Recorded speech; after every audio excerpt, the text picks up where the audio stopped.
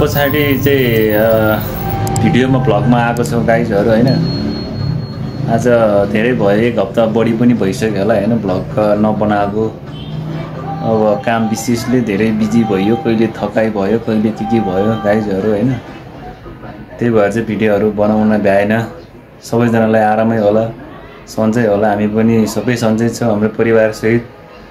म चाहिँ आज के कुरो भन्न चाहन्छु भने चाहिँ युट्युबबाट पैसा कसरी कमाउने भन्ने कुरो भन्न चाहन्छु हैन। युट्युबबाट पैसा कसरी कमाउने सबैको जिज्ञासा हो, सबैको कुरा हो हैन।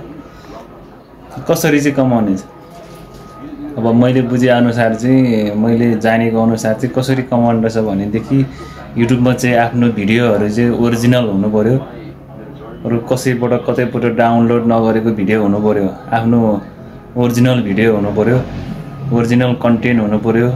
त्यसमा चाहिँ अब भिडियोहरू चाहिँ अब भनौँ साना साना बच्चाहरूले युज गरेर भिडियो बनाएको, नाङ्ग बच्चाहरू जस्तै काटमार गरेको, झगडा गरेको, अब कसैको चरित्र हत्या नहुने खालको भिडियोहरू चाहिँ हाल्नु पर्ने रहेछ।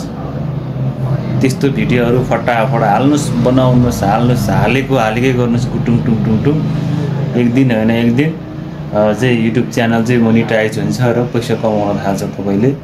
अब त्यो भन्दा अर्को विकल्प केही छैन गाइज। अहिलेले यति नै हो, अर्को नेक्स्ट भिडियो हेर्दै गर्नुहोला। सी यू सुन गाइज, अहिलेले यति नै हो, अर्को नेक्स्ट भिडियो हेर्दै गर्नुहोला। See you soon.